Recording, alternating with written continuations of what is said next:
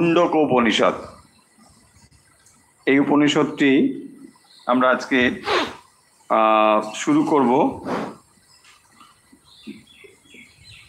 দু চার কথা আমাদের একটু আগে বলতে হবে, এই জন্য খুব বেশি ইন্ট্রোডাকশনেরও দরকার হবে না, কারণ আমরা ইতিমধ্যে বেশ কয়েকটি উপনিষদ কিন্তু পড়ে ফেলেছি। আমরা এ পর্যন্ত যা পড়েছি ঈশ, কঠ, কেন, ফলে তিনখানা উপনিষদ কিন্তু আমাদের পড়া হয়ে গেছে। মানে খুব কম নয়, তিনটে উপনিষদে আপনি জেনে গিয়েছেন, মানে উপনিষদ সম্বন্ধে একটা ধারণা কিন্তু মোটামুটি হয়ে গেছে।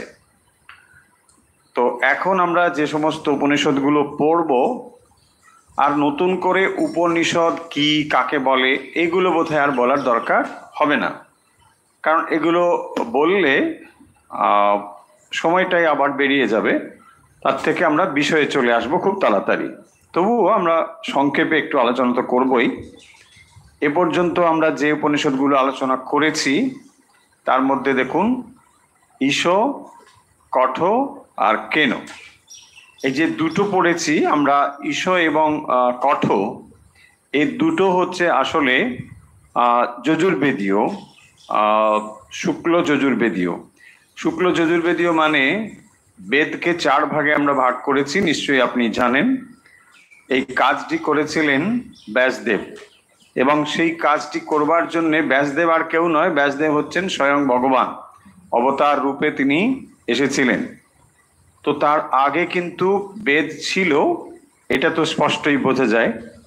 তাই ব্যাসদেব বেদ রচনা কিন্তু করেননি। ব্যাসদেব যে কাজটি করেছেন সেটি হলো বেদগুলোকে তিনি এক জায়গায় সন্নিবিষ্ট করেছেন, ক্লাসিফিকেশন করেছেন। এই কাজটি ব্যাসদেবের, এবং এই কাজটি বড় কম কাজ নয়। কারণ একবার ভেবে দেখুন, তার আগে যে সমস্ত বেদ প্রচলিত ছিল, মানে এই মন্ত্রগুলো, এগুলো রক্ষণাবেক্ষণের জন্য কোনো নির্দিষ্ট প্রতিষ্ঠান ছিল না, লেখা ছিল না, বই বা পুঁথি নেই। তাহলে একবার ভেবে দেখুন এগুলো কত কঠিন ছিল রক্ষা করা।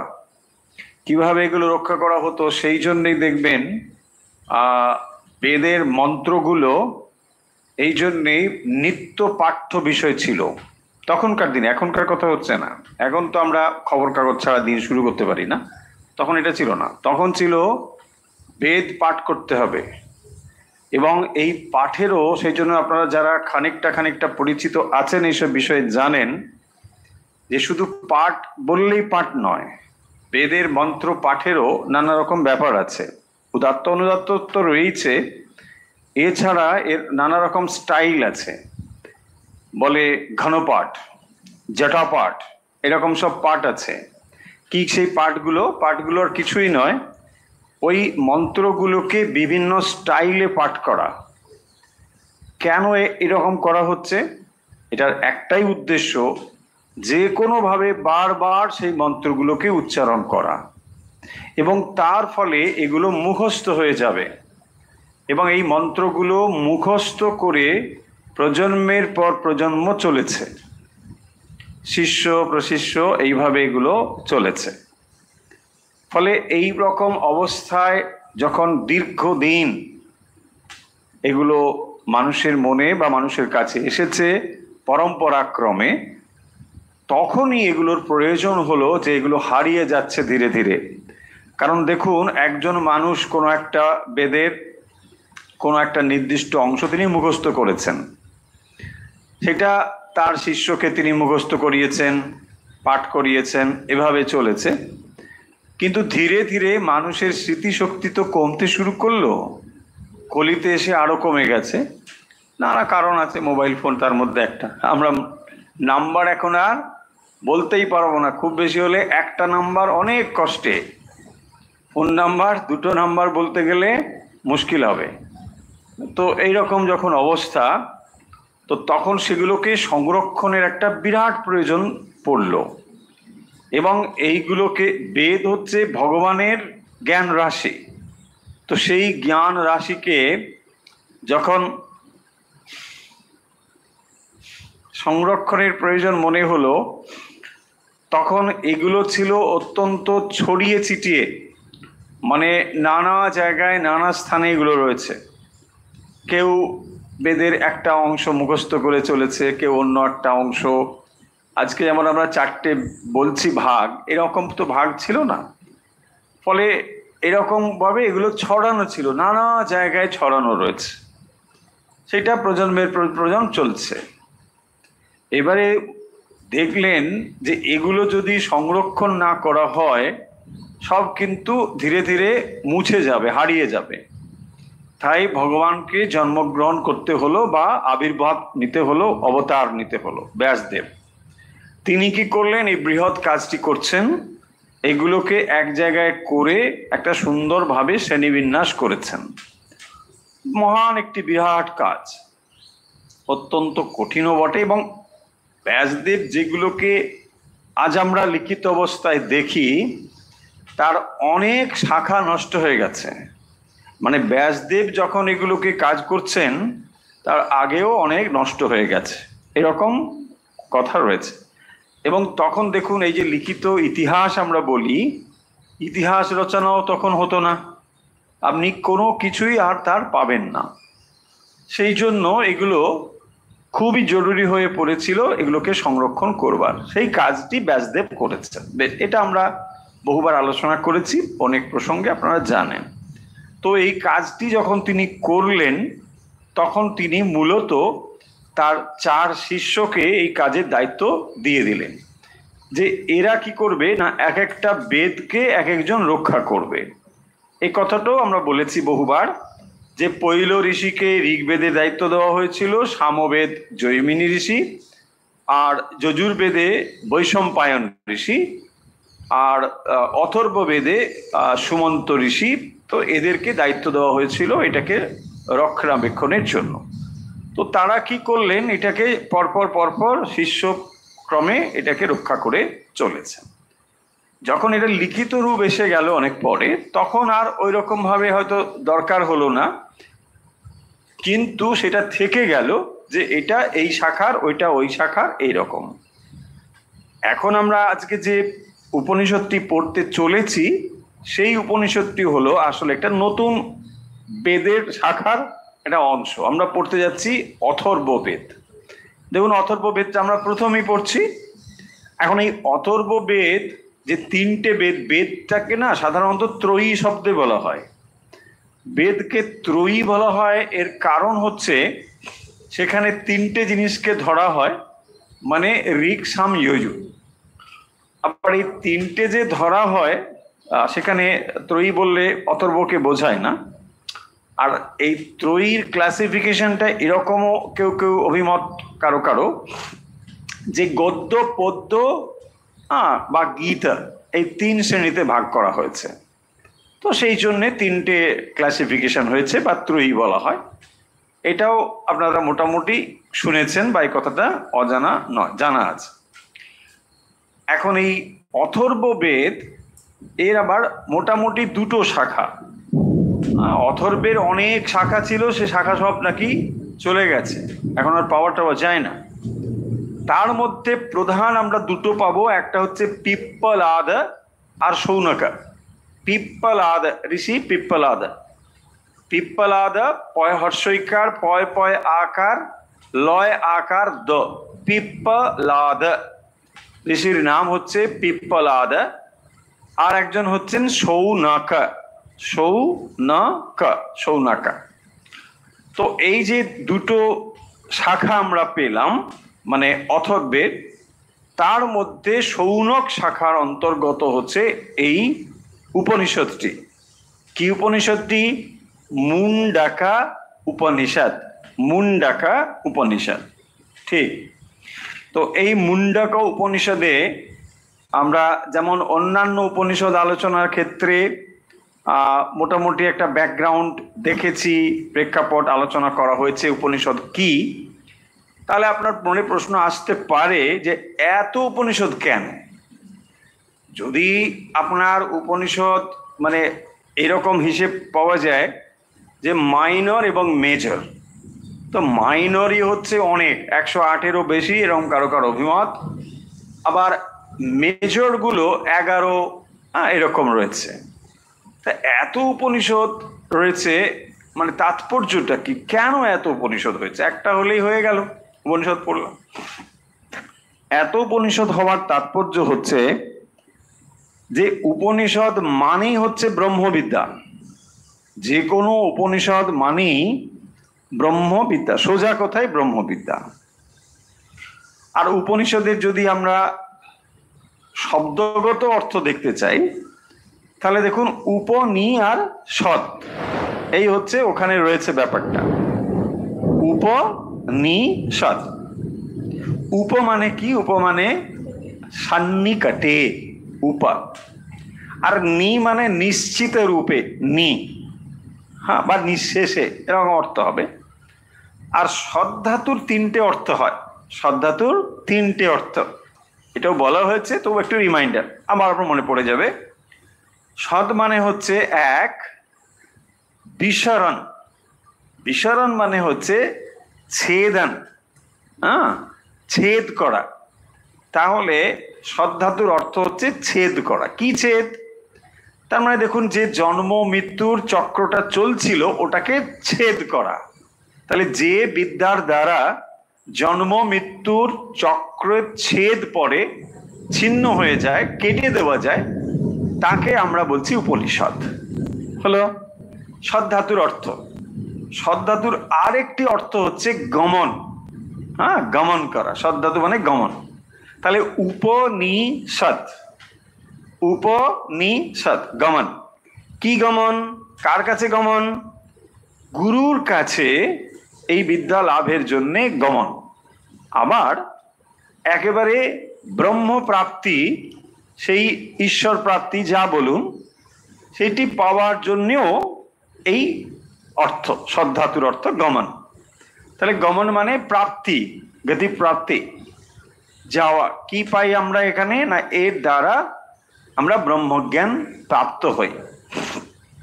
আর একটি অর্থ হচ্ছে অবসাদন। অবসাদন মানে বিনাশ প্রাপ্ত হওয়া, ধ্বংস হয়ে যাওয়া, নষ্ট হয়ে যাওয়া। কি নষ্ট হয়ে যাবে? এই সংসার নষ্ট হয়ে যাবে। বলছে বাবা, এই তো শুনলে ভয় করে, কেন আপনি এই কথাটা বলেন? হ্যাঁ, নষ্ট হয়ে যাবে বললে তো ভীষণ ভয় করে। কিন্তু এই ভয় করে যে বলছেন, একটু সাহস একটু পরেই পাবেন। কেন পাবেন? যা এই উপনিষদ, আমরা সাধারণত উপনিষদগুলো কি দেখি, যে সেখানে যারা চর্চা করছেন তারা ঋষিমুনি, সব গৃহত্যাগী ঋষিমুনি। কিন্তু এখানে যে যাদের মধ্যে কথা হচ্ছে তারা সবাই ঋষিমুনি, মানে ঋষিমুনি ঠিক, কিন্তু সন্ন্যাসী ঠিক তা নয়। এখানে কিন্তু গৃহীও আছেন। একটু সাহসের কথা বটে, তাই না? ফলে যারা গার্হস্থ্য আশ্রমে রয়েছেন, এমন ভাবার মানে নেই যে উপনিষদগুলো আমাদের পড়বার দরকার নেই, এটা কিন্তু নয়। আর আরো ভালো করে দেখুন, যদি উপনিষদের ভেতরে কোনো ভালো জ্ঞান থাকে, সর্বোচ্চ জ্ঞান থাকে, তাহলে কেন গৃহীরা তার থেকে বঞ্চিত হবেন? তাই না? সব ভালো ভালো জিনিস বাবুরা খেয়ে যাবেন, আর আমরা এঁটো কাটা খাবো কেন? তাই না? ভালো যদি কিছু থাকে আমরাও খাবো। বলছে হ্যাঁ ঠিক, তোমরাও খাবে, তো খাবে না কেন? আর সেই জন্যে এই ডাকটা শুনতে পেয়েছিলেন আপনি, আমি নয়। ডাকটা শুনতে পেয়েছিলেন স্বামী বিবেকানন্দ স্বয়ং। এই যুগের ডাক শুনতে পেয়ে তিনি এই কাজটি করেছিলেন, যে মানুষের ভেতরে আমি এই বেদান্তকে ছড়িয়ে দিতে চাই। মনের বেদান্ত ঘরে নিয়ে আসব। ঠিক, তো সেই কারণের জন্য আজকের সমাজে যেখানে আমরা বাস করছি, প্রতিনিয়তই আমরা দেখবেন এই জগৎ, সংসার, দৌড়, প্রতিযোগিতা, এত কিছুর মধ্যে আমরা ছুটছি। জীবন যেন আগের থেকে নিঃসন্দেহেই আমরা এটা বলতেই পারি যে অনেক কমপ্লিকেটেড, তাই না? অনেক জটিল মানুষের জীবন হয়ে গেছে এখন। ঋষিমুনিদের যা জীবন ধারা, নিশ্চয়ই তার থেকে আমাদের জীবনে জটিলতা এসেছে, গতি এসেছে। আমরা দৌড়চ্ছি, সুখ শান্তি এসেছে কিনা সেটা প্রশ্ন থাকবে, কিন্তু আমাদের এইগুলো এসেছে। ফলে জীবন সম্বন্ধে যে সমস্যা এবং তার সমাধান, এইটা কিন্তু বেদ উপনিষদ আমাদের যে কথা বলে গিয়েছেন আজও তা প্রাসঙ্গিক। দেখুন, জীবনে আমরা হয়তো ওই সময় মুনি ঋষিরা গাড়ি করে যাচ্ছেন, ট্যাক্সি করে বা কোনো কিছু, এটা ভাবা যায় না। হেঁটে হেঁটে কত কষ্ট করেছেন। আজ আপনি আমি অনেক কমফোর্ট ব্যবহার করি, অনেক কিছু করি, কিন্তু সেই মুনি ঋষিদের কাছেই আমাদের ফিরে যেতে হচ্ছে। তার মানে একটা জিনিস লক্ষ্য করুন, যে যতই আপনি কর্মচঞ্চল হন আর যতই আপনি আবিষ্কার করুন, জ্ঞানের কাছে আপনাকে নত হতেই হবে। কেন মুনি ঋষিদের কাছে আমরা ফিরে যাচ্ছি? কারণ তাদের জ্ঞানটা ছিল। ওই নলেজই হচ্ছে এমন একটা শক্তিশালী জিনিস যেখানে সবাইকেই ফিরতে হবে। হ্যাঁ, এবার একটা রোগা সোগা মানুষ, কিচ্ছু নেই, কিন্তু তার কাছে জ্ঞান আছে। সেই জন্যে আপনারা দেখুন, কথামৃত তো সকলে পড়েছেন, ওখানে আপনাদের স্মরণ করিয়ে দিই যে একজনের সঙ্গে আর একজনের মানে একটু মল্লযুদ্ধ হবে। আগেকার দিনে এইসব লড়াই টড়াই হতো। তো এইসব যুদ্ধ হবে বলে একজন ছিল ভক্ত, মানে রামজির ভক্ত, মহাবীর এসব করে, আর একজন অত ভক্ত টক্ত নয়। তো একটা নির্দিষ্ট দিনে ওদের মধ্যে যুদ্ধ হবে, তার জন্যে দুজনে তৈরি হচ্ছে।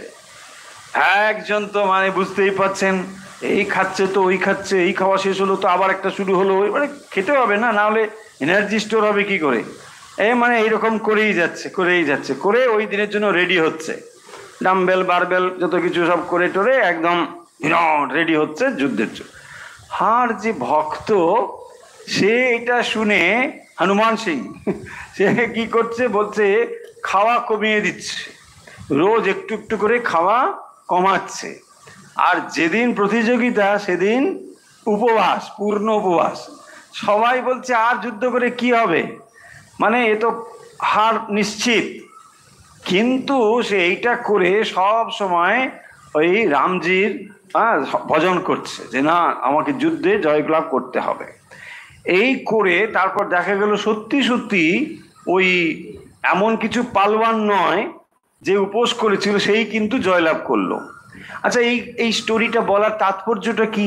তাৎপর্য দেখুন, সব সময় আধ্যাত্মিক শক্তিতেই মানুষ জয়লাভ করে। শারীরিক শক্তি থেকে আধ্যাত্মিক শক্তি হচ্ছে সব থেকে শক্তিশালী জিনিস। সেই জন্য দেখবেন যেখানে দেবাসুরের যুদ্ধ হচ্ছে, এই অসুররা হচ্ছে কিরকম আর দেবতারা কিরকম, দেখুন দুজনের মধ্যে বেশি তফাৎ হয়ে যাচ্ছে। দেবতারা সব সময় স্পিরিচুয়াল পাওয়ারের দিকে তাদের দৃষ্টি, আর দানবরা হচ্ছে বা অসুররা হচ্ছে শরীরের শক্তি, এইটা নিয়েই তারাই করবে। কিন্তু দেখো, যতই বড় পালোয়ান হও, ঠিক বুদ্ধি করে ওরা এমন কাণ্ড করবে, কিছু করার হয়ে গেল, এই হয়। সেই জন্যে চিরকালই দেখবেন বুদ্ধির জয় হয়। বুদ্ধির যস্য বলম তস্য নির্বুদ্ধিস্য কুতো বলম। হ্যাঁ, তো নির্বুদ্ধির বল নাই, বুদ্ধির যস্য বলম তস্য, বুদ্ধি হচ্ছে বড় বল। আর বুদ্ধি মানে কি? সেই বুদ্ধি যে বুদ্ধি আধ্যাত্মিক শক্তিতে ভরপুর। সেই জন্যে আধ্যাত্মিক শক্তি যখন যেখানে থাকে, সেখানে কিন্তু লড়িয়ে দেওয়া মুশকিল আছে। হতে পারে সে রোগাশোগা কিছুই নেই, সামান্য মানুষ, কিন্তু আধ্যাত্মিক শক্তি। তার জজ্জল্য উদাহরণ হচ্ছে প্রভু মহারাজ। হ্যাঁ, আমি বীরেশ্বরানন্দজি, নিশ্চয়ই আপনারা তার ছবি তো দেখেছেন অনেকে।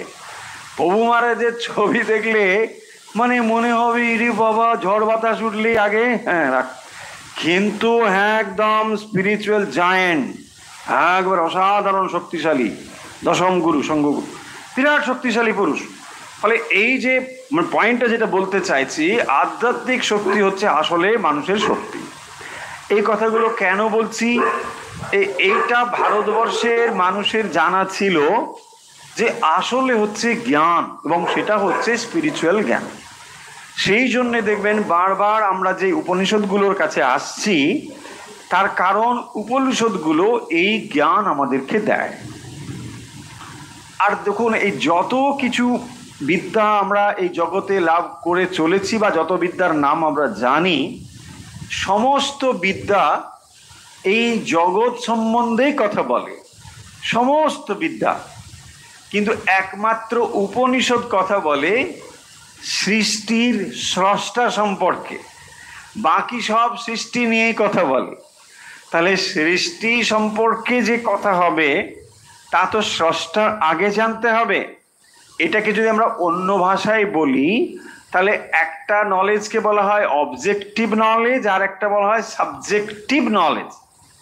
তাহলে সাবজেক্টিভ নলেজ সম্পর্কে যদি জ্ঞান না থাকে তাহলে অবজেক্টিভ নলেজ নিয়ে আমরা করব কি?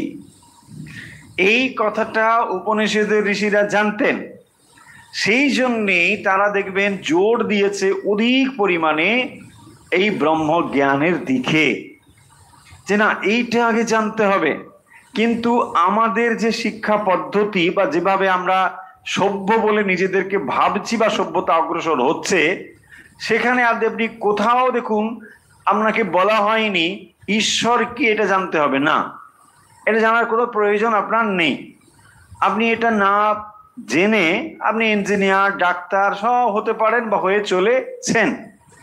কিন্তু যদি এগুলোকেই আপনি ঠিকভাবে সমস্যার সমাধান বলে মনে হতো, তাহলে মানুষ ওইগুলো লাভ করবার পরেও এই প্রশ্ন তার থাকতো না যে না, জীবনটা বোধহয় ঠিক পূর্ণ হলো না।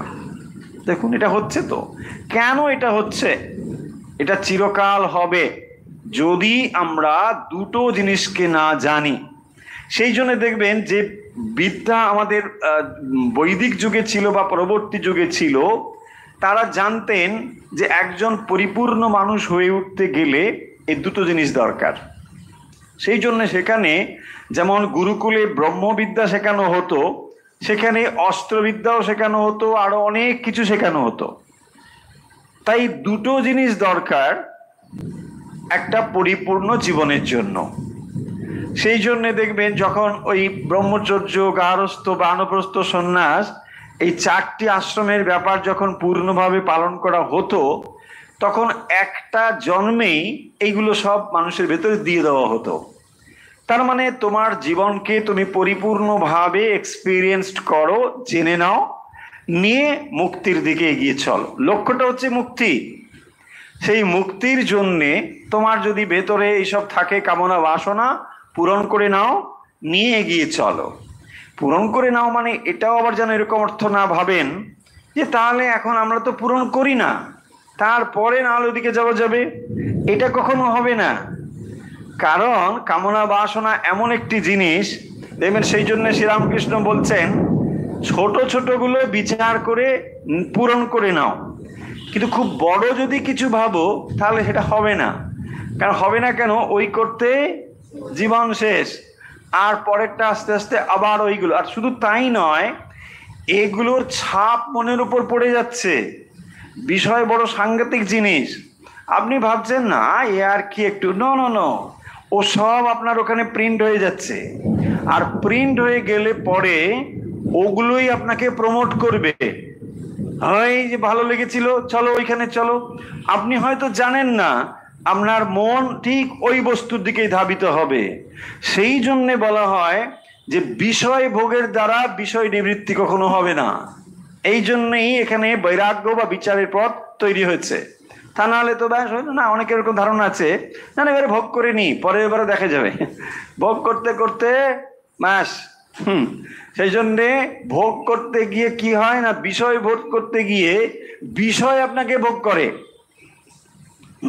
বৈরাগ্য শতকম সেখানে বলা হয়েছে যে আমরা ভাবি বিষয়কে ভোগ করব, তারপর দেখা যায় বিষয় আমাদেরকে ভোগ করে। হ্যাঁ, এরকম অবস্থা হয়ে দাঁড়ায়। তো যাই হোক, তাহলে এখন মূল কথা হচ্ছে উপনিষদ মানে ব্রহ্মবিদ্যা। আর ব্রহ্মবিদ্যা মানে হচ্ছে ঈশ্বরকে জানার বিদ্যা বা নিজেকে জানার বিদ্যা। দুটো কথা একই। একটাকে আমরা একটা অ্যাঙ্গেল থেকে বলি, আর একটাকে আমরা বলি যখন আমরা ব্যষ্টির থেকে বলি, আর যখন আমরা সমষ্টির থেকে বলি তখন দুটো শব্দ হয়। মানে ঈশ্বরকে জানাও যা, নিজেকে জানাও তা। তার মানে আমরা নিজেকে না জেনে বাকি জগতের সমস্ত কিছুকে যখন জানবার চেষ্টা করছি বা জানছি, তখন যে জ্ঞান আমরা লাভ করছি তা অপূর্ণ জ্ঞান, কমপ্লিট নলেজ নয়, পূর্ণ জ্ঞান নয়। যখন একমাত্র আমরা নিজেকে জানতে পারবো বা জানবো, তখনই এটি হবে কমপ্লিট নলেজ। দেখুন, অন্যান্য যত বিদ্যা আপনি লাভ করেছেন বা করবেন, যাই বিদ্যা লাভ করুন, এখানে আপনার মৃত্যু ভয় আপনি এড়াতে পারছেন না। আর কোনো নলেজ লাভ করলে আপনার ভেতরে পূর্ণতাও আসছে না, যে না আমি যখন এটা লাভ করেছি মানে এই জ্ঞান আমার আর কোনো জানার দরকার নেই, এটা হচ্ছে না। আপনি ফিজিক্স জানলে কেমিস্ট্রি জানেন না, কেমিস্ট্রি জানলে ম্যাথমেটিক্স জানেন না, এটা হতে পারে। কিন্তু এই আত্মজ্ঞান বা ব্রহ্মজ্ঞান বা ঈশ্বর লাভ যাই বলি না কেন, এখানে এইটা জানলে পরে আর অতিরিক্ত জানবার কিছু বাকি থাকে না। সেই জন্যে এই জ্ঞান প্রাপ্তির এত আকাঙ্ক্ষা বা এত বিষয় উপনিষদে বলা হয়েছে। এখন প্রশ্ন হবে যে তা ভালো কথা, সেটা তো আগেও বলা হয়েছে, আমরা এটা বুঝে গেছি। তো তাহলে একটি উপনিষদ চর্চা করলেই তো হয়ে যেত, মানে এত উপনিষদ বলবার দরকারটা কি? দেখুন, একটা যদিও বিষয়, কিন্তু তার অনেক রকম ব্যাপার আছে। ব্যাপার মানে ধরুন তার উপস্থাপনাটা নানা রকম ভাবে হতে পারে, সেই জায়গাগুলো কিন্তু ডিফার করে যাবে, এক একটা শাখা এক একটা চিন্তা ওইখান থেকে তফাৎ হয়ে যাবে। কিন্তু একটা জিনিস মনে রাখতে হবে, এই জিনিসগুলো কোনোটাই বুদ্ধিপ্রসূত নয়। দেখুন, যেটিকে আমরা বুদ্ধিপ্রসূত বলবো সেই জিনিসটি হচ্ছে আলাদা। সেটি কিরকম না, সেটি হচ্ছে স্মৃতিশাস্ত্র, যেটা লেখা হয়েছে। হ্যাঁ, কিন্তু বেদ বা উপনিষদ লেখা নয়। কেন এটা লেখা নয় বলা হচ্ছে না? এটা কোনো বুদ্ধিপ্রসূত ব্যাপার নয়, কোনো মানুষের বুদ্ধিপ্রসূত নয়। এটা বুদ্ধির পারে যখন কেউ পৌঁছয়, তার দ্বারা যে জ্ঞান তার ভেতরে আসে তাকে বলা হয় উপনিষদের জ্ঞান। তো এই উপনিষদের জ্ঞানের ভেতরে এইটা হচ্ছে স্টেটমেন্ট, মানে যে নলেজ, সেই নলেজটা ওখানে বলা হয়েছে। এই নলেজটা এরকম নয় যে এটাকে আপনি বিচার বিশ্লেষণ করতে পারেন, কিন্তু এখানে যা সত্য সেই সত্যটা ওখানে রিভিল করা হয়েছে। সেই জন্য উপনিষদের নলেজের ভেতরে যে সত্যটা রয়েছে সেটাকে নিয়ে আপনি বিচার বিশ্লেষণ করবার জন্যে আরো অনেক শাস্ত্র রচিত হয়েছে, যেখানে আমরা প্রস্থানত্রয়ের কথা বলেছি। ফলে উপনিষদের জ্ঞান এটা হচ্ছে চূড়ান্ত জ্ঞান। তাহলে এগুলো কেন, এগুলো আমাদের কাছে কি না, এগুলোকে বলা হয়েছে মন্ত্র। মন্ত্র মানে কি? মননাত্রায়তেতি মন্ত্র। এগুলোকে মনন করলেই ত্রাণ পাওয়া যায়, পরিত্রাণ জন্ম মৃত্যুর চক্র থেকে। এগুলোকে জাস্ট চিন্তা করা, এগুলো হচ্ছে চরম সত্য এখানে রয়েছে। সেই চরম সত্য যখন আমরা মানে তার উপরে নিদিধ্যাসন করব, তখন সেই সত্য আমাদের কাছে প্রকাশিত হবে। সেই কারণের জন্য এই চরম সত্য যে জ্ঞান উপনিষদ, তা ব্রহ্মবিদ্যা ঠিকই, কিন্তু তাকে বিভিন্নভাবে উপস্থাপনা করা হয়েছে বা বলা হয়েছে। এই যে বিভিন্নভাবে এটা বলা হয়েছে, এটাই প্রমাণ করে যে উপনিষদের জ্ঞানের কত তাৎপর্য বা গুরুত্ব। একটা জিনিস তখনই গুরুত্বপূর্ণ বলে বোধ হবে যখন সমস্ত দিক থেকে ওই বিষয়টাকেই চর্চা করা হচ্ছে। এবং শুধু আজ নয়, যুগ যুগ ধরে। একটা জিনিস ভাবুন, আপনি এক সময় ছোটবেলায় বিজ্ঞান পড়েছেন একরকম, আজ বিজ্ঞান পড়ছেন আরেক রকম। একরকম মানে কিছু জিনিস তো এক রয়েছে, কিন্তু কিছু পরিবর্তিত হয়ে গেছে। অনেক জিনিস থিওরি ভুল প্রমাণিত হয়েছে, অনেক নতুন জিনিস এসে গেছে। যারা মেডিকেল সায়েন্স পড়ছেন ওই একই জিনিস, সেখানেও কিছু কিছু বদলে যাবে। কিন্তু এই যে জ্ঞান, এটি হাজার হাজার বছর ধরে একই রকম ভাবে চলে আসছে। ফলে লক্ষ্য করুন উপনিষদের জ্ঞান কত তাৎপর্যপূর্ণ, এবং সেই কারণের জন্যেই যত ঋষি মুনি পরবর্তী সময় অবতার পুরুষ যারাই আসছেন সকলেই এই জ্ঞানকে মর্যাদার সঙ্গে চর্চা করছেন। এটাকে কেউ বলছেন না যে না ওই মন্ত্রটা একটু ভুল হবে, ওটাকে বাদ দিয়ে দাও, না, কোনো বাদ দেওয়া হচ্ছে না, সমস্তগুলোকে গুরুত্বের সঙ্গে বিবেচনা করা হচ্ছে, কারণ আসল সত্য ওখানে প্রকাশিত হয়েছে। এখন অনেকে যে বলে এই সব ঠিক মানি না, অমুক তমুক, এইটা মানে না মানে এখানে মন্ত্রটি গুরুত্বহীন হয়ে গেল তা নয়, তার মানে হচ্ছে আপনি এইটির যোগ্য এখনো হয়ে উঠতে পারেন। বাবা, এখন আপনি যোগ্য হয়ে উঠতে পারেননি। দেখুন এটা, এই কথাটা শুনলেই আমাদের কেমন মনে হবে, আহ বেশ অহংকারীর মতন কথা বলছেন। না, অহংকারীর মতো কথা নয়। উপনিষদ সেই জন্য দেখবেন যে কটা উপনিষদ আপনারা পড়েছেন এখানে দেখবেন ডায়ালগ ফর্ম, একটা স্টাইল, তার মানে উভয়ের মধ্যে একটা আলোচনা হচ্ছে। সেই আলোচনা আপনি শুনে আপনার যদি মনে হয় এটা গ্রহণ করো, আপনি গ্রহণ করুন। আপনাকে হার্ড অ্যান্ড ফাস্ট একেবারে মানতেই হবে কথা বলছেন না, তার মানে আপনি যদি এইটি গ্রহণ করবার যোগ্য না হন আপনাকে জোর করে চাপিয়ে দেওয়া হচ্ছে না। যদি আপনার মনে হয় না এর থেকে টিভি দেখা ভালো, দেখুন দেখুন, কোনো বাধা নেই। আপনার যদি মনে হয় মলে যাওয়া ভালো, তাই করুন। করতে করতে যদি মনে হয় যে না এখানে আমি কিছু পাচ্ছি না, এটাই আমার একমাত্র পথ, হ্যাঁ বলছে আসুন, এটাই আপনার জন্য। কারণ না হলে এটা হবে না। আমি শুধু চেঁচালে তো হবে না। হাজার হাজার বছর ধরে মুনি ঋষি থেকে আরম্ভ করে কত আচার্য পুরুষ যুগ যুগ ধরে এগুলো প্রচার করেছেন, করে চলেছেন, ভবিষ্যতে করবেনও। তবুও সকলে আমরা তা নিতে পারছি না, পারবো না। কেন পারবো না? আমরা সকলে অধিকারী নই। সেই জন্যে এই প্রবল যে উচ্চ জ্ঞান, এইটি লাভ করতে হলে সেই জন্য একটা প্রস্তুতির দরকার। এবং এই প্রস্তুতি মানে এটা ভাবার দরকার নেই যে তাহলে মানে সব ছেড়ে ছুড়ে, না না, আপনি মানসিকতা যদি তৈরি করেন সংসারে থেকেও এই জিনিসগুলো আপনি জানতে পারেন, এমনকি অভ্যাসও করতে পারেন। এগুলো জানা যে অত্যন্ত জরুরি, এটা যদি আপনি বোঝেন তাহলে আপনি এটা করতে পারবেন। আর যদি মনে হয় যে না এগুলোর কি দরকার, এইসব বেকার টাইম পাস, ফালতু, তাহলে ফালতুই, সত্যিই ফালতু, কোনো মানে হয় না। আর যদি মনে হয় এগুলোর মধ্যে আছে তাহলে এটা থাকবে। দেখুন একটাই জিনিস একজনের কাছে বিরাট জীবনপ্রদ জিনিস হয়, আবার অন্যের কাছে সেটা অর্থহীন হয়। এটা বস্তুটির কোনো গুরুত্বহীন হয়ে যাচ্ছে তা নয়। যেমন আপনাদের এই মুহূর্তে যে জিনিসটি আমার মনে পড়ে যাচ্ছে, পূজনীয় রঙ্গনাথানন্দজি মহারাজ প্রথম যখন গসপেল পান, মানে কথামৃতটি পান, সারা রাত না ঘুমিয়ে তিনি গোগ্রাসের মতো পড়েছেন।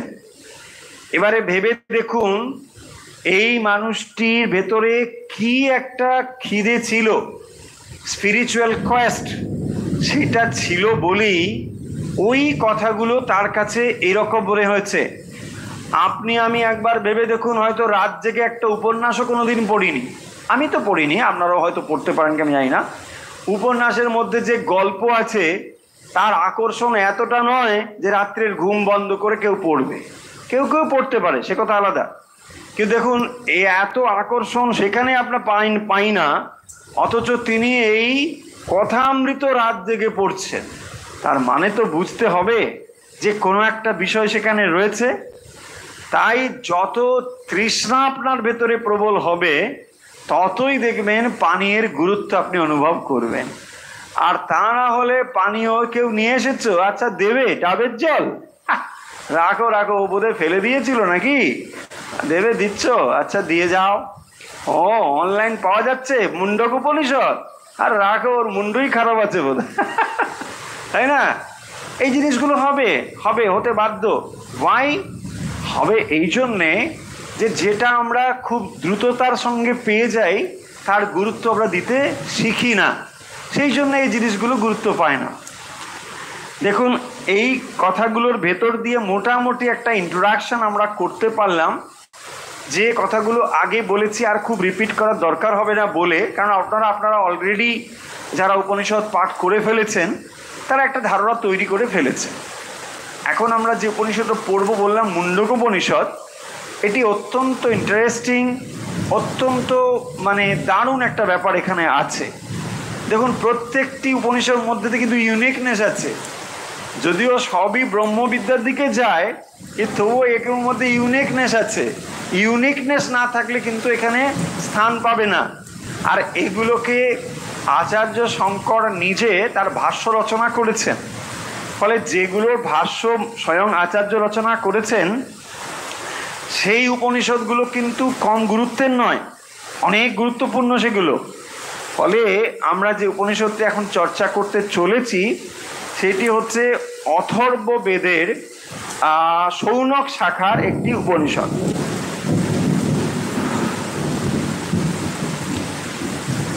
উপনিষদটি পাঠ করবার আগে বিধি হচ্ছে শান্তি মন্ত্র পাঠ করা। আপনাদের কাছে যদি বই থাকে তাহলে আমরা শান্তি মন্ত্রটি পাঠ করব। বৃষ্টি বাইরে হচ্ছে, আমার মনে হয় শব্দ আপনাদের শুনতে অসুবিধা করছে আমি জানি না, কিন্তু আমি যতটা সম্ভব চেষ্টা করছি চিৎকার করে বলতে। এইটা ইচ্ছে করে চিৎকার করছি ঠিক তা ভাববেন না, কারণ বাইরে শব্দ হলে এই শব্দর গতিটা অনেক কমে যায়, মানে শক্তিটা।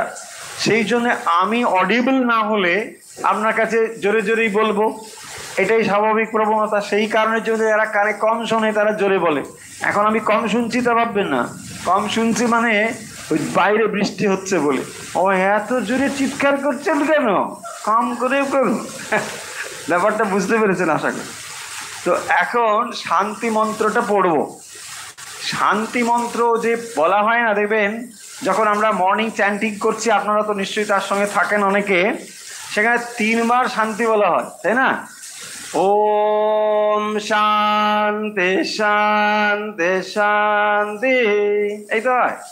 যেমন প্রথম একটা জোরে হয় শান্তি, শান্তি শান্তি। এই যে 3 রকম শান্তি, এর ব্যাপার তো আগে বলাই হয়েছে। 3 রকম শান্তির মধ্যে প্রথমটি হচ্ছে আদি দৈবিক।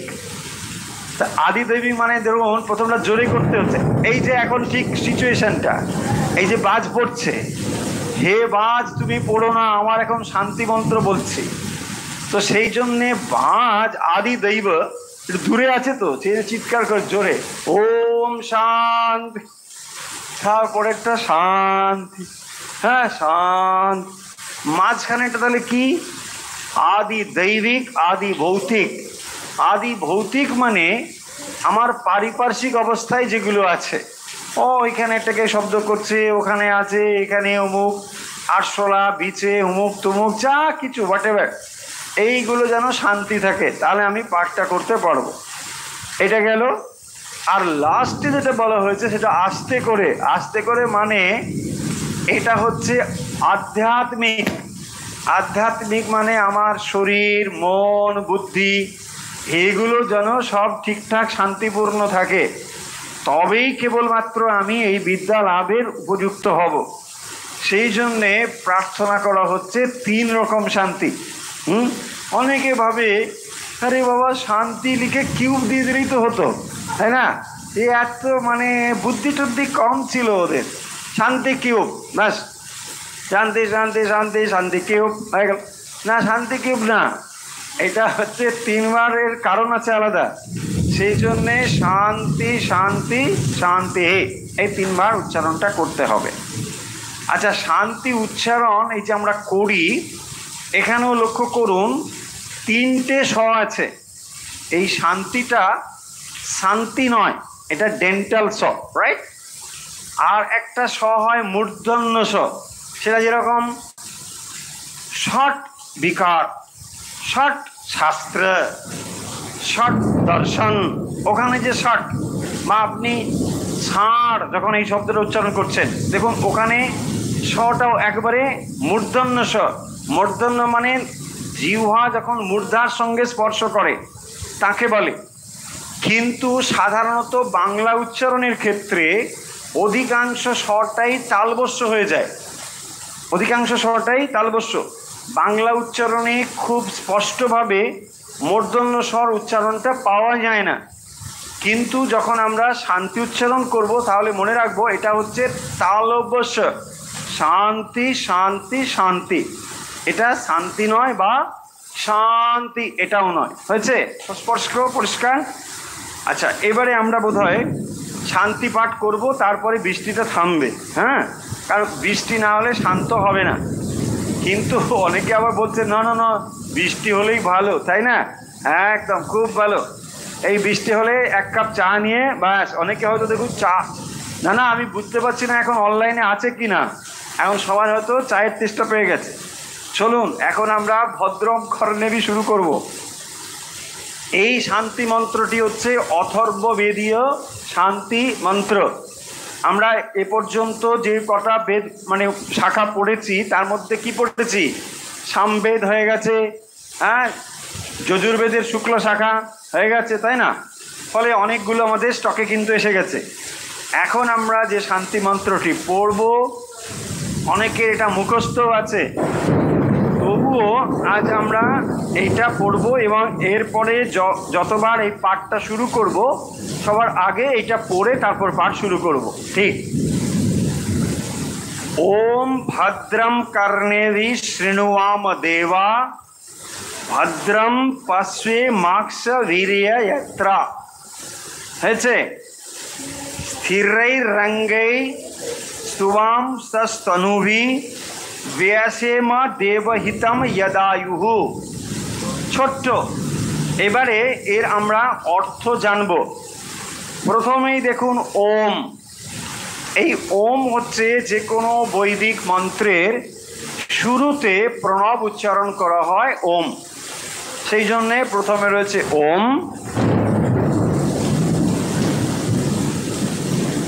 ভদ্রম কর্ণেভি শৃণুয়াম দেবা। দেবা, দেবা মানে দেবগণ, হ্যাঁ, দেবতা, দেবগণ। তো এই প্রার্থনা করা হচ্ছে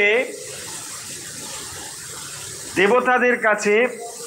ওম ভদ্রম কর্ণেভি শৃণুয়াম দেবা।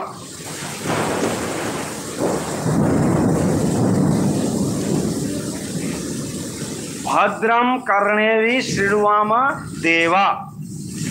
তো দেবা মানে দেবগণ, কর্ণেভি মানে শস্ত্র সমূহের দ্বারা, ভদ্রম শৃণুয়াম, ভদ্রম শৃণুয়াম কানের দ্বারা যেন আমরা ভদ্রম, ভদ্রম মানে কল্যাণ বচন, যেটা মঙ্গল বচন, ভালো কথা, তাই যেন শ্রবণ করি। দেখুন, যদি মঙ্গল শ্রবণ না করেন তাহলে এই জিনিসগুলো মাথায় ঢুকবে কি? ঢুকবে না। সেই জন্য দেখুন এখানে যে প্রার্থনা করা হচ্ছে শান্তি মন্ত্রে ভেতর দিয়ে, এই প্রার্থনা কিছুই করতে হবে না। কি করিস তুই? এখানে ডিস্টার্ব করিস না, চলো। এখানে বারবার এরকম ডিস্টার্ব হয়তো। ভদ্রম কর্ণেভি শৃণুয়াম দেবা। দেবা মানে দেবতাগণ। তো দেবতাগণের কাছে এই প্রার্থনাটা জানানো হচ্ছে। দেখুন, সাধারণত আমরা যখন দেবতার কাছে প্রার্থনা করি, সেই প্রার্থনার কাছে কি থাকে? সেখানে থাকে আমার ইচ্ছে পূরণের প্রার্থনা। ভগবান তুমি এই করবে, এই করবে, এই করবে, আমাকে এই দেবে, ওই দেবে, ওই দেবে। আর তার সঙ্গেও একটা থাকে ওকে দেবে না, ওকে দেবে না, এটাও থাকে, কিন্তু থাকে না? দেখুন, যদি আপনাকে দিয়ে দেয় তাহলে হয়তো আপনি খুশি হবেন, কিন্তু যদি ওকে দিয়ে দেন তাহলেও আপনি অখুশি হবেন। মানে এটা কি করে হলো দেবতা? তোমার এটা ভগবান, এটা ঠিক না। আমি চাইলাম, তুমি আমাকে দিলে, আর ওকে দিয়ে দিলে, এটা তো হবে না।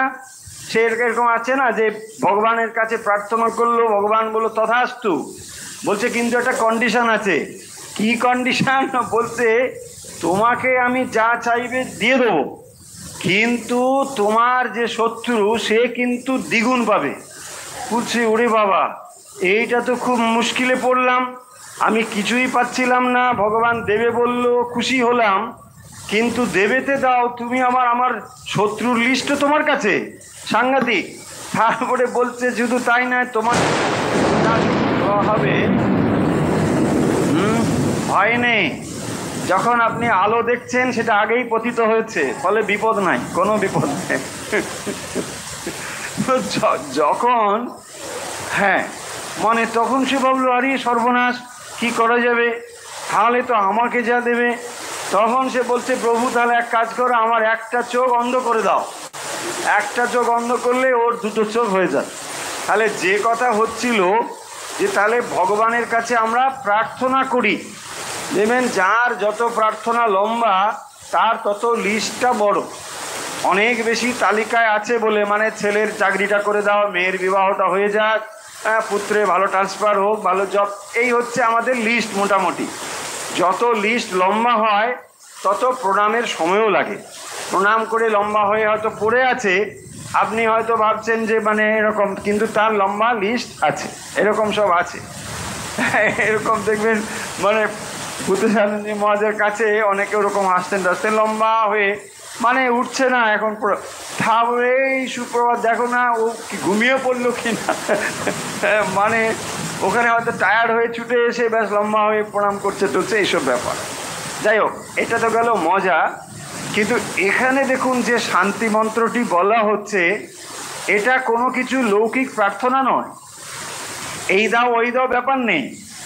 এখানে বলা হচ্ছে একমাত্র নলেজ, জ্ঞান, সেই জ্ঞান প্রাপ্তির জন্য আমার ইন্দ্রিয়গুলো যেন ঠিকঠাকভাবে কাজ করে।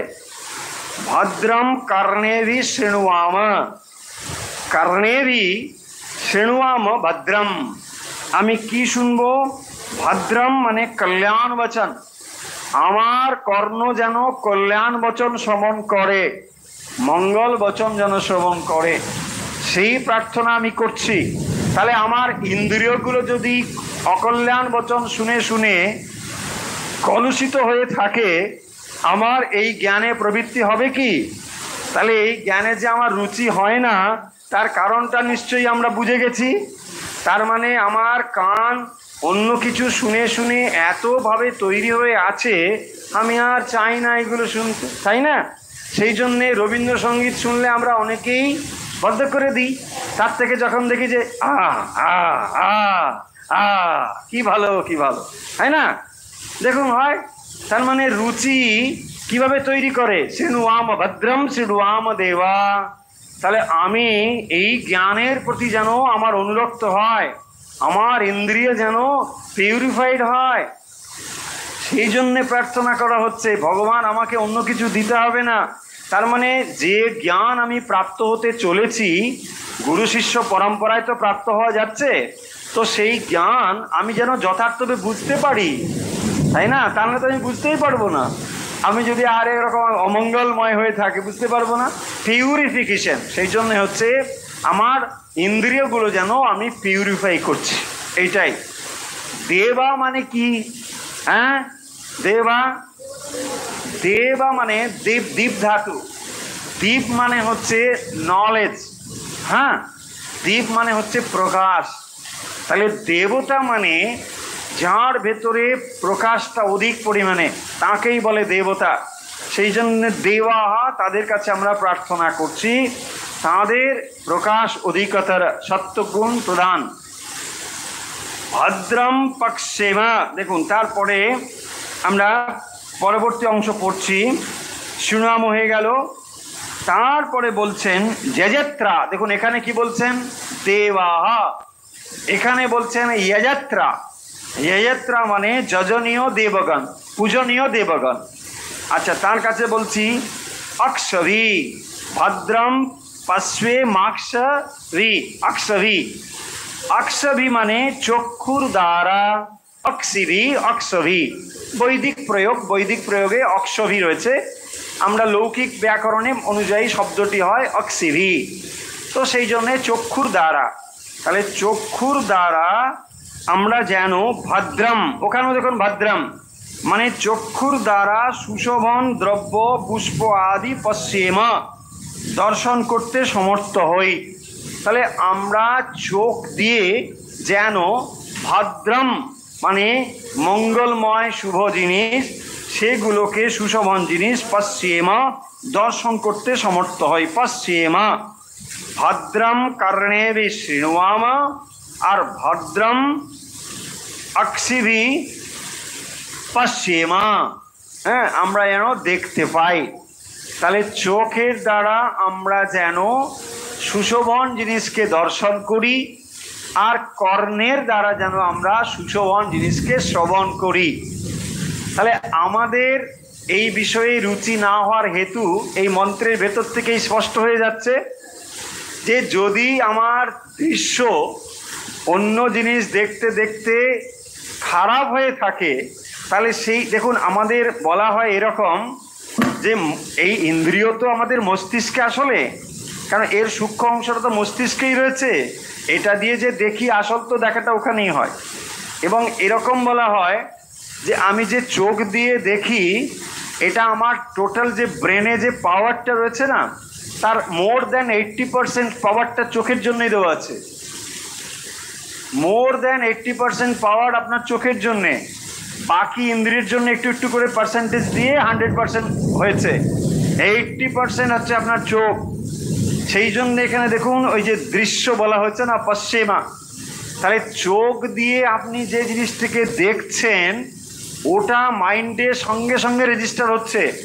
আর মুশকিল দেখুন এখন আমরা কি করি না, দৃশ্য শ্রাব্য, তাই না, অডিও ভিজুয়াল।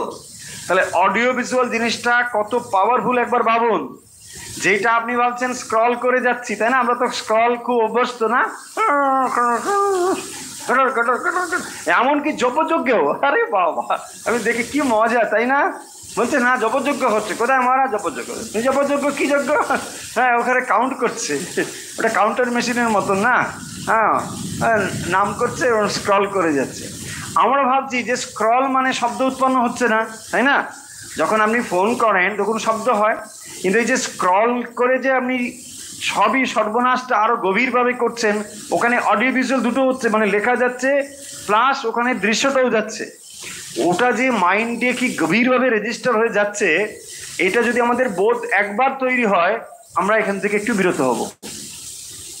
আপনি ভাবছেন যে আমি না 1 ঘন্টা স্ক্রল করলাম, কথার কথা, বা 10 মিনিট স্ক্রল করলেন, ভাবছেন মানে এটা ওটা ঘুরছেন, হ্যাঁ, কিন্তু ওই 1 ঘন্টা নয়, ওটা বিরাট একটা প্রভাব থাকবে আপনার উপরে।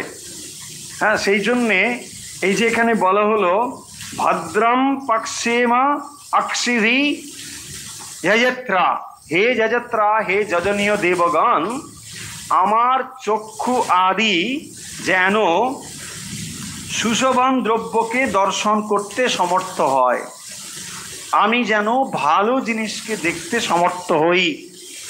সেই কারণের জন্যে আমরা এই জিনিসগুলোকে গ্রহণ করতে পারি না, গ্রহণ করতে অসুবিধে হয়। দেখুন এই জিনিসগুলো আপনি যখন অন্য কোনো বিজ্ঞান পড়তে যান বা অন্য কোনো শাস্ত্র পড়তে যান, আপনাকে এই শান্তি মন্ত্র পাঠ করতে হয় না। কেন হয় না, না আপনার কেবলমাত্র যে নলেজটি দরকার হয় সেটি হচ্ছে এই জগতের ব্যবহারিক নলেজ, মানে সেটা আরো অন্য ভাষায় বললে সেটা হচ্ছে অবজেক্টিভ নলেজ, বাইরের জিনিস। সেটা জানার জন্য আপনার পিউরিফিকেশন অফ মাইন্ড দরকার নেই। একজন ডাক্তার বা একজন উকিল বা একজন ব্যারিস্টার বা একজন অন্য কোনো পেশার মানুষ, সে মিথ্যে কথা বলে কি না ব্যক্তিগত জীবনে আপনার এটা জানার দরকার নেই। ধরুন একজন ডাক্তার মিথ্যে কথা বলে অথচ ভালো ডাক্তার হতে পারে, কোনো অসুবিধে নেই, তাই না। ধরুন বা অন্য কোনো একজন ইঞ্জিনিয়ার মিথ্যে কথা বলে, আমি বলছি না, প্রমোট করছি না ইঞ্জিনিয়ার মিথ্যে কথা বলবে, সেটা বলছি না, কিন্তু ইঞ্জিনিয়ার তার পেশাতে ভালো ইঞ্জিনিয়ার হতে পারে, পাশাপাশি সে মিথ্যে কথা বলতে পারে, চুরিও করতে পারে, ডাকাতিও করতে পারে, সবই করতে পারে।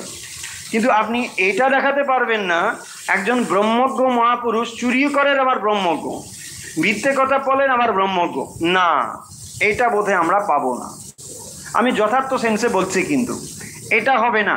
কেন হবে না, এই জন্যে যে যে ইনস্ট্রুমেন্টটা দিয়ে তিনি জ্ঞান লাভ করবেন আগে সেই ইনস্ট্রুমেন্টটাকে নিয়েই কাজ করতে হবে। সেই জন্যেই এই প্রার্থনাটি করা হচ্ছে, এত ডিপার ব্যাপারগুলো এখানে রয়েছে। হ্যাঁ, সেই জন্যে আমরা ভাবি বাবা দরকার নেই, তার থেকে টিভিটা ছেড়ে দাও, ছেড়ে দাও, ছেড়ে দাও, ছাড়তে ছাড়তে সবই আমরা বাস।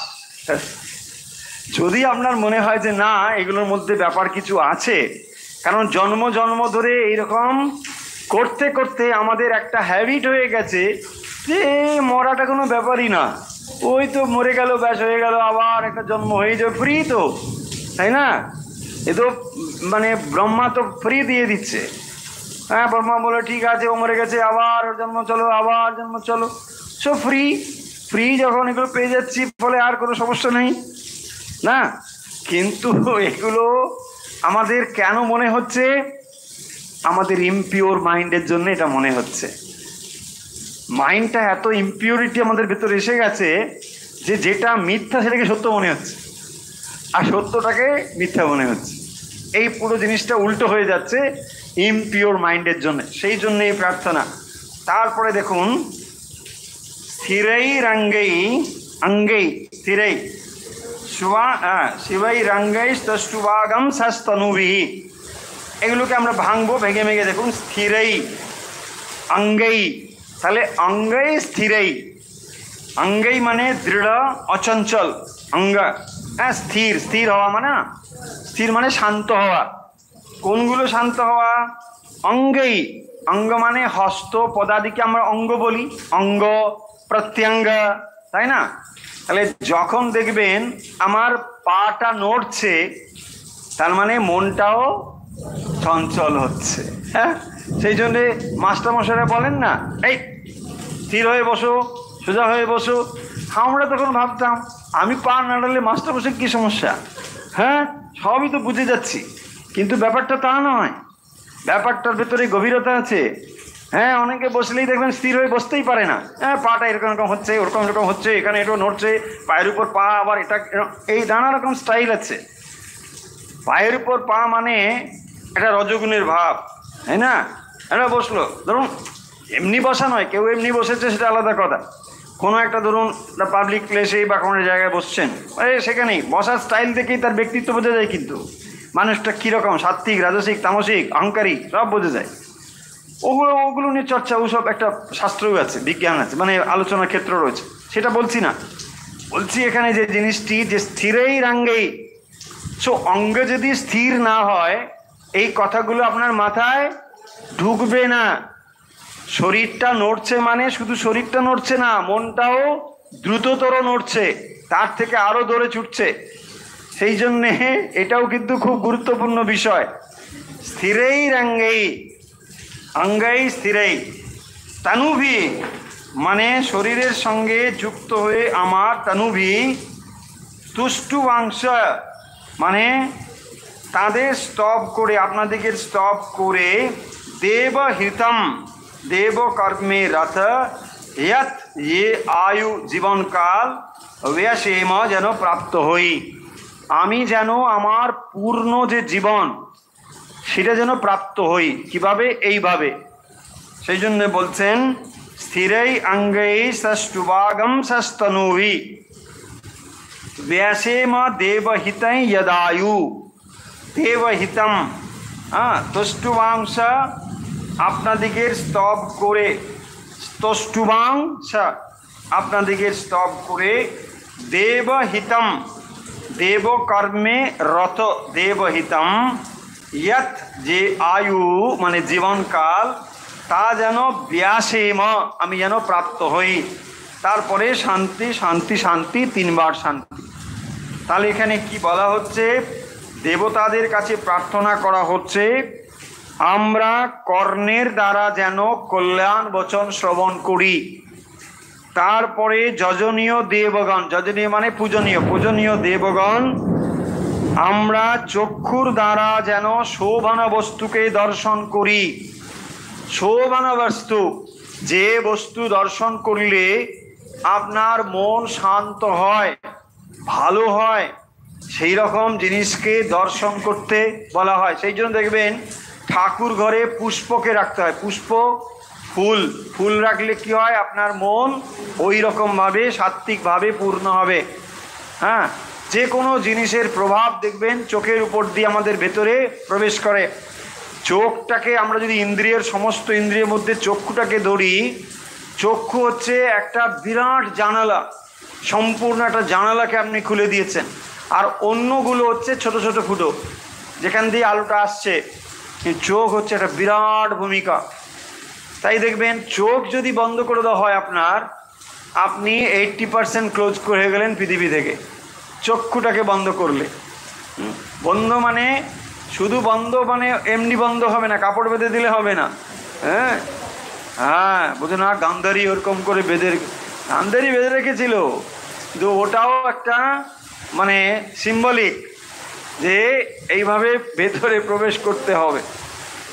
সো ওইটাই তারপরে বলছেন যে শরীর দৃঢ় হোক এবং শরীর বিশিষ্ট হয়ে যে আমি আপনাদিগের স্তব করে দেবকর্মে নিরত আমি যেন আয়ু প্রাপ্ত হই। সেই যে বলছেন ব্যাসেম দেবহিতম যৎ আয়ু, সেই আয়ু যেন আমি প্রাপ্ত হই এবং যার ফলে আমি এই নলেজ বা জ্ঞান প্রাপ্ত হই। সেই জন্যে এই জ্ঞান পরম্পরাগতভাবে যে এই জ্ঞান প্রাপ্ত হওয়ার আগে এই শান্তি মন্ত্রটি প্রার্থনা করা হচ্ছে। আমরা একটু বলে দিই, যেহেতু আজকে ইন্ট্রোডাকশন হচ্ছে, এই মুন্ডক উপনিষদটি আমরা পড়ব, প্রতিটি মন্ত্র ধরে ধরে তো পড়বই। এটা বিরাট একটা উপনিষদ নয়, মাত্র 6টি এর খণ্ড, ছোট ছোট ভাগ রয়েছে, কিন্তু এর মন্ত্রের গুরুত্ব বা গভীরতা যে কত, আপনারা যখন আলোচনা হবে তখন ধারণা করতে পারবেন যে এর ভেতরে কত কথা মানে বলা হয়েছে। এই বিষয়গুলো মানে অন্যান্য উপনিষদের থেকে এখানে একটু তফাৎ থাকবে, আবার মিলও থাকবে। মিল থাকবে এই জন্য যে সেই ব্রহ্মের কথাই এখানে বলা হয়েছে, কিন্তু সেই ব্রহ্ম বা আত্মাকে জানতে গেলে কিভাবে তাকে জানবেন তার যে অ্যাপ্রোচগুলো এখানে একটু অন্যরকমভাবে রয়েছে। এখানে পরম্পরার বিষয় একটা খুব গুরুত্বপূর্ণ। আমরা সেই মন্ত্র যখন আলোচনা করব তখন সেই বিষয়গুলো আরও গভীরে যাব। আজকে খুব সংক্ষেপে এটা বলে শেষ করে দেবো, সময় শেষ হয়ে গেছে। যে এখানে আমরা দেখুন যে কোনো শাস্ত্রীয় জ্ঞান যখন আপনি প্রাপ্ত হচ্ছেন, সেই জ্ঞান যদি ভগবানের থেকে না আসে, সেই জ্ঞানের গুরুত্ব মানে অন্তত আধ্যাত্মিক দিক থেকে তার কোনো বিশেষ মূল্য নেই। সেই জন্যে দেখতে হবে সেই নলেজটি কোথা থেকে এসেছে। হঠাৎ করে কেউ একটা কোথা থেকে কিছু বার করে দিল, সেইটা হবে না। সব সময় দেখবেন আপনি একেবারে ঈশ্বরের সঙ্গে কানেক্ট হয়েছেন কিনা, এটাই হচ্ছে বিরাট একটা ব্যাপার। যখনই আপনি যে গুরুর থেকে কৃপা পেয়েছেন, মন্ত্র পেয়েছেন, দেখবেন ডিরেক্টলি ওই পরম্পরাক্রমে সেটা এসেছে। সেই একেবারে পরম্পরাযুক্ত যা হলে তাহলে এই জ্ঞানের কোনো তাৎপর্য নেই। হঠাৎ করে কেউ একজন সেলফ ডিক্লেয়ার্ড বিরাট গুরু হয়ে গেল, হ্যাঁ, তার দ্বারা আপনি বিরাট কিছু লাভ করবেন, এটা নয়। পরম্পরাকে সেই জন্যে বিরাট মান্যতা দেওয়া হয়েছে, যেটি পরম্পরাক্রমে প্রাপ্ত হয়েছে। যখন আমরা দেখবেন ভগবদ গীতা পড়েছি, সেখানেও পরম্পরার কথা এসেছে। ভগবান শ্রীকৃষ্ণ অর্জুনকে যখন বলছেন, তখন তিনি পরম্পরার কথা বলেছেন 4র্থ অধ্যায়ে, যে পরপর তিনি কার থেকে পেয়েছেন, মনু থেকে পেয়েছেন, বিবস্বান, এইসব বলেছেন না পরপর। এখানেও ঠিক সেরকমভাবে আমরা পাবো যে এই নলেজ ব্রহ্মার কাছ থেকে এসেছে। যে নলেজ এখন বলা হবে, উপনিষদ বলবেন, সেই জ্ঞান প্রাপ্ত হয়েছে ব্রহ্মার থেকে। এবং ব্রহ্মা হচ্ছেন স্বয়ম্ভু। ব্রহ্মা কোত্থেকে জন্মগ্রহণ করেছেন? বিষ্ণুর নাভি কমল থেকে। আমরা কোথা থেকে পড়েছি এগুলো? ভাগবতে, শ্রীমদ্ ভাগবত, সেখান থেকে বিষ্ণুর নাভি কমল থেকে উত্থিত হলেন পদ্মজনী ব্রহ্মা। এসব তো রয়েছে, সেখানে পড়েছি। কিন্তু একটা জিনিস লক্ষ্য করুন, এই ব্রহ্মা সেখান থেকে জাত হচ্ছেন, আর মানুষও জন্মগ্রহণ করছেন, তফাৎ আছে। মানুষ জন্মগ্রহণ করতে বাধ্য, কিন্তু তিনি হচ্ছেন ব্রহ্মা, হচ্ছেন স্বয়ম্ভু, তিনি জন্মগ্রহণে বাধ্য নন, তিনি সাত্ত্বিক, অত্যন্ত পিওর, পবিত্র। কিন্তু ভগবান যখন এই সৃষ্টির কথা ভাবছেন তখন ব্রহ্মা সৃষ্টি হচ্ছে। ব্রহ্মা স্বাভাবিকভাবে স্বতঃস্ফূর্তভাবে তিনি প্রকাশিত হচ্ছেন এবং তারপরে তিনি এই জ্ঞান তার পুত্র হচ্ছে অথর্বা, তাকে তিনি প্রদান করছেন এবং সেখান থেকেই অঙ্গি বা অঙ্গিরাস, এই দুরকম নামই রয়েছে, যে কোনো একটি আমরা গ্রহণ করব। অঙ্গিরাস বলা হয়, যাই হোক, তার থেকে অঙ্গিরাস এবং তারপরে ভরদ্বাজ গোত্রীয় সত্যবাহ, তিনি এই জ্ঞান প্রাপ্ত হয়েছেন। সেই জ্ঞান পরম্পরা ক্রমে এসে আমাদের কাছে হাজির হয়েছে।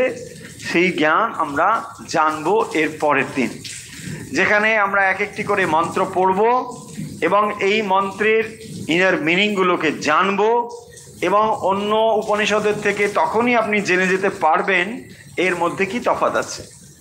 নিশ্চয়ই এই উপনিষদ ব্রহ্মজ্ঞানের কথা বলে, কিন্তু তবুও প্রত্যেকটি উপনিষদের এক একটা নিজস্ব ধারা, এক একটি নিজস্ব কিন্তু পরম্পরা রয়েছে।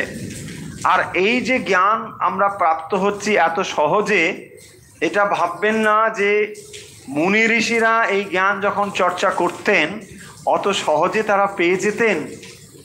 একটা দীর্ঘ প্রতীক্ষা। আগে যদি ট্র্যাডিশনালি এই নলেজ আপনার কাছে আসবে, তার জন্যে প্রথম গুরুগৃহে গিয়ে সংস্কৃত শিখতে হবে, ভাষা শিখতে হবে আগে, তারপরে তো আমরা এটা শিখবো, তাই না? তো সেই ভাষা শিক্ষা করার পরে তারপরে আরও অনেক বিষয় জানবার পরে উপনিষদে আসতে হয়। তো এবং উপনিষদে যখন কেউ এসে পৌঁছবে তারপরে ওই জিনিসগুলো লাভ করতে হয়।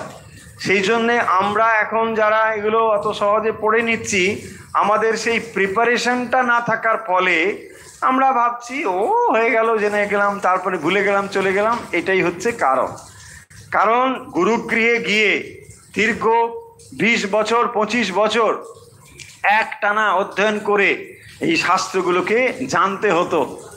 সেই জন্যে সেখানে গভীরতাও ছিল। হ্যাঁ, তা নাহলে আমরা হচ্ছে বই পড়ে না হয়ে গেল, ব্যাস কী পড়েছো না, মুন্ড সব শেষ, আরে মুন্ড সব শেষ, কথামৃত আরে কতবার পড়ে ফেললাম, ওই যে গভীরতাটা নেই, তাই না? যদি এই গভীরতাগুলোকে আমরা জানতে চাই তখনই আমরা বুঝতে পারবো যে সাধু সন্ন্যাসীরা, মহাত্মা মহাপুরুষ যারা, তারা কি প্রিপারেশন নিয়ে এগুলোই পড়ছেন। তারা যে অন্য কিছু পড়ছেন তা নয়, এগুলোই পড়ছেন, কিন্তু তাদের ভেতরে ওই প্রিপারেশনটা রয়েছে বলে সেগুলো অন্যভাবে কাজ করে। আর আমরা ভাবি ঠিক আছে, চলো চলো, নানা জিনিস আছে, তার মধ্যে একটু হয়ে গেছে না, হয়ে গেছে। আশা করি বুঝতে পেরেছি। দেখুন, এটা নিয়ে ভাববেন না যে আপনাদেরকে কোনোভাবে বলছি যে না এটা কি বলছেন আমাদেরকে খুব আন্ডারস্ট্যান্ড নয়। যে প্রিপারেশন, ধরো আমরা এটা পড়তে এসেছি কখন, সব 50+, 60+, 70+, 80+, 90+, 100, আরে না বেশি প্লাস বলে দিচ্ছি, ওরকম না, কিন্তু কিছু তো আমরা এরকম করে পড়ছি। আর তারা যেটা পড়তে যেতেন কখন, জীবন শুরুর সময়। দেখুন, তাহলে তারা ডেফিনেটলি কিছু বেশি জিনিস তো প্রাপ্ত হবেই। আমরা এখন যে কিছু নেই, কি করব, পড়তে এসেছি, মন্দের ভালো, কিন্তু এক সময় এগুলোকে এতটা গুরুত্বের সঙ্গে অন্য কোথাও নয়, এই ভারতবর্ষেই চর্চা হতো। এই ভারতবর্ষে এই জ্ঞানগুলোর এত গুরুত্ব ছিল, আজ আমরা সেগুলোকে হারিয়ে ফেলেছি। ফলে এগুলো যে অসীম ক্ষমতার অধিকারী, অসীম জ্ঞানের অধিকারী, অসীম শক্তির অধিকারী, এটা যেন আমরা ভুলে না যাই। তাই গুরুত্বের সঙ্গে আমরা যেমন এগুলো পাঠ করছিলাম, অন্যান্য উপনিষদ, এটি আমরা সেভাবে পাঠ করব। তো আজকে এখন আমরা শেষ করব ওই ভদ্রম কর্ণেবি, এটা একসঙ্গে একটু পাঠ করে শেষ করব।